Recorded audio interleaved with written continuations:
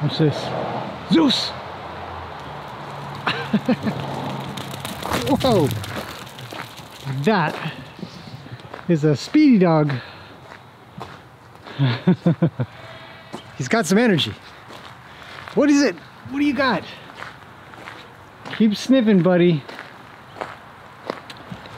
It's the end of the day. I didn't get a single shred of video like this all day long. I did get some working with Tana. I'll talk about that in a second.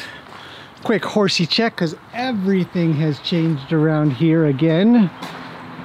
Right up front, we have Peggy the gray horse. She likes her Rollins. In fact, they both do. Yeah, they're up front. Ruli's in her usual location. The goats are noisy. The goats, you know, I swear, for about an hour and a half every evening, it sounds exactly like that. Just somewhere over there. I don't know if you can, I don't know if it'll, I'll have to check on the computer later and see if that comes through. This paddock is now empty, totally empty, but it will be filled if everything goes well. We were talking about vaccinations and Coggins and health checks and vet checks and stuff in a few episodes ago, and so we're waiting on those results for another horse to come in. If everything goes well, horse is coming in. So there's an open spot. Tana is here, enjoying life as a very busy horse. We have been working hard on a few things. Just getting some good exercise, I'll tell you that.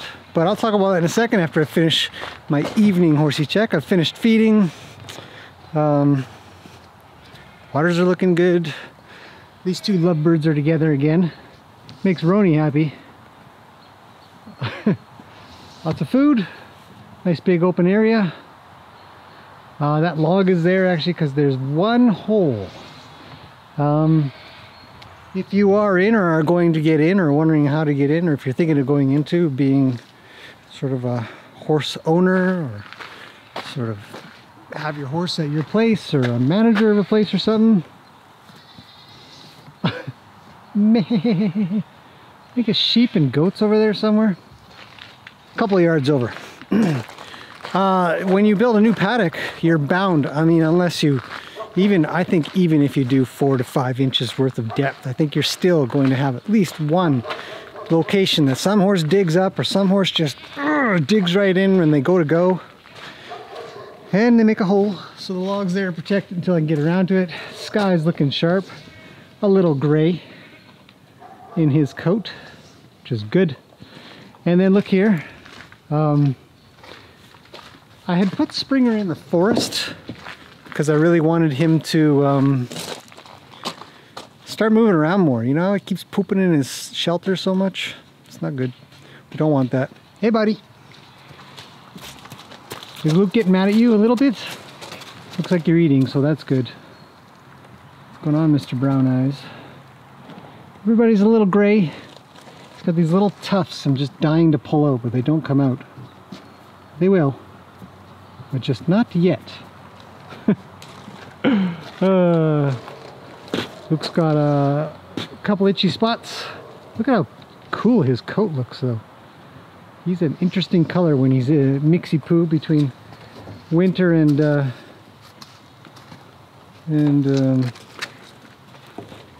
summer. Now what are you gonna do? You've trapped yourself. Kicking around the barrel. What a goof. So yeah, so these guys are what is he gonna do, do you think?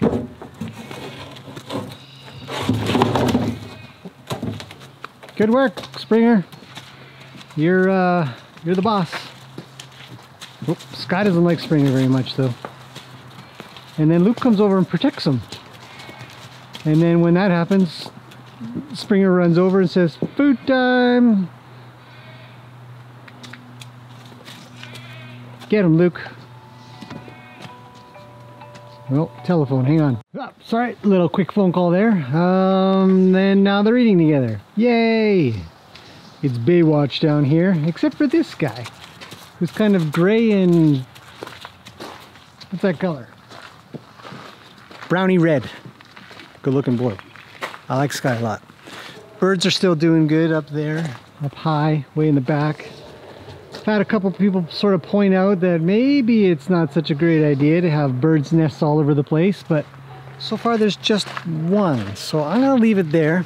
I actually thought of putting up like a live camera up there. You can have bird watch here. I don't know. I think about it. Yeah, everybody's doing great. All changed up. So yeah, 3 boys at the back. The married couple there, whatever they are. Cow number 2 there. And then Ruli and Auntie Peggy. Baby Gracie. Very busy. On a final note about Tana, actually, she's been doing so well. Very busy, working on multiple things. I can't really stress enough how much you should be doing groundwork with your horses, how much you should be working with them on the ground. Not necessarily as opposed to being in the saddle, but you know, you can do a lot of work in the saddle, obviously, but there are piles of things that you can do on the ground that will translate into the saddle. And most of the stuff that I like to do on the ground is acclimation. You know, getting them used to. The goats are quiet. Did you notice? Must have fed them finally. Let's have a seat real quick.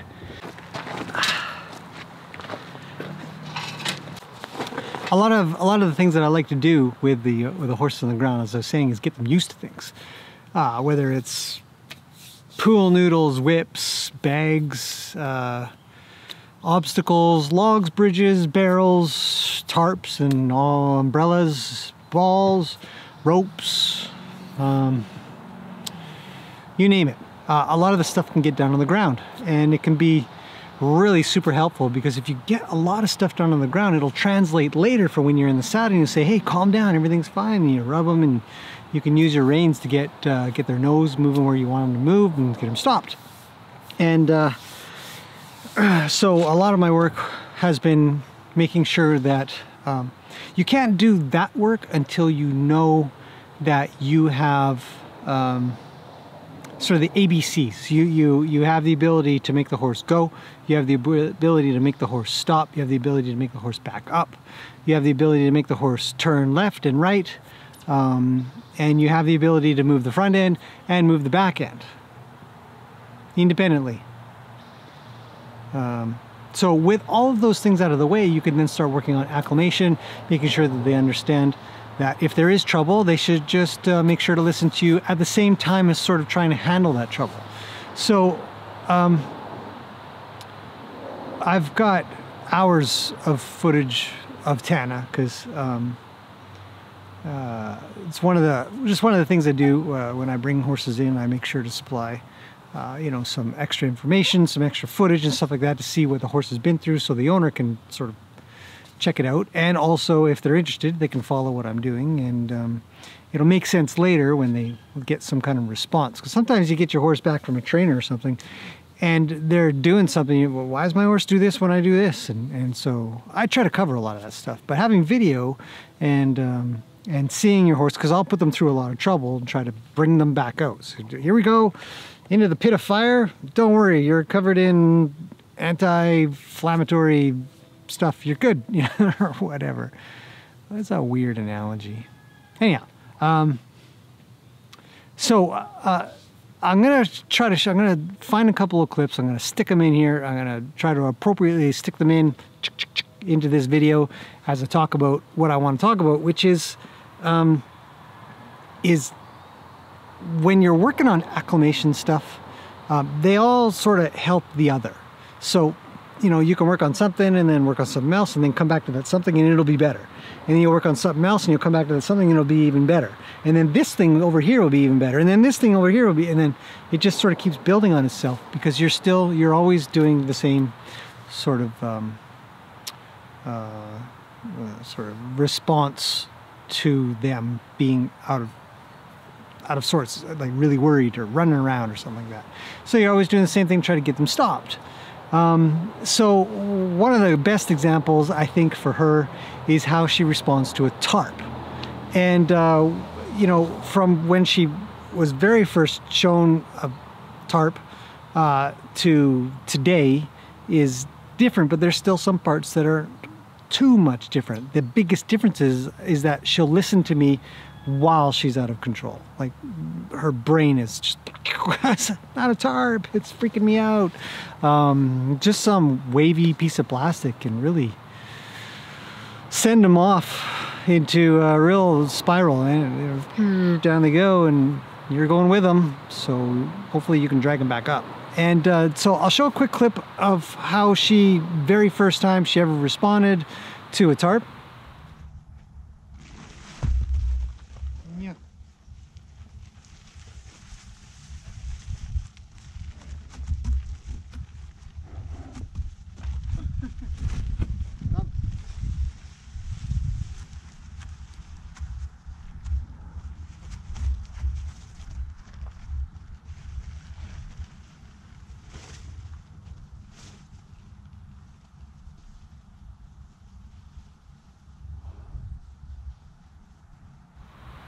And then as I've sort of worked through it, and I'll show a couple of clips here that show me bringing her through a tarp sort of thing and having her stop.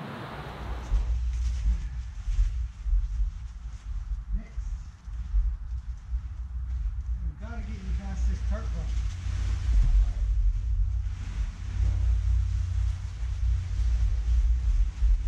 Okay, stop running or I can't teach you anything.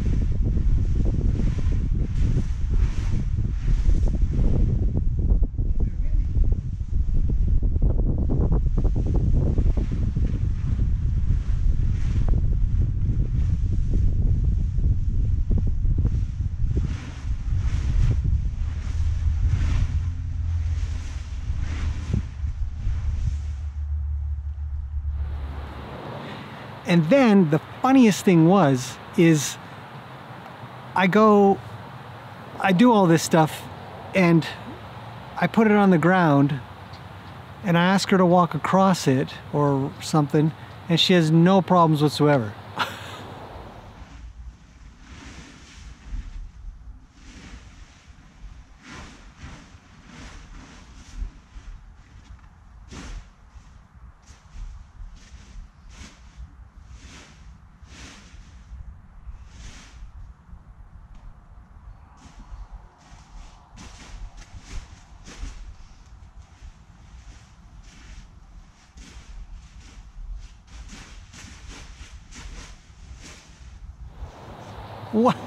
What is that? So unusual. But at the same note, if I had it on the ground and I'd sort of chuck some sand on it or shake it with my foot, she'd freak out again.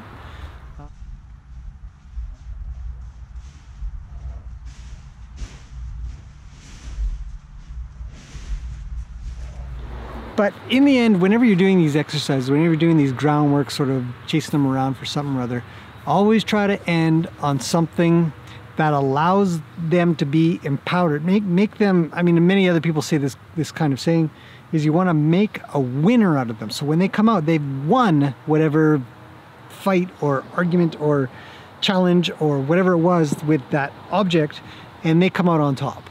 And one of the easiest ways to do this is actually to bring them along, to draw them along while you're also moving the object.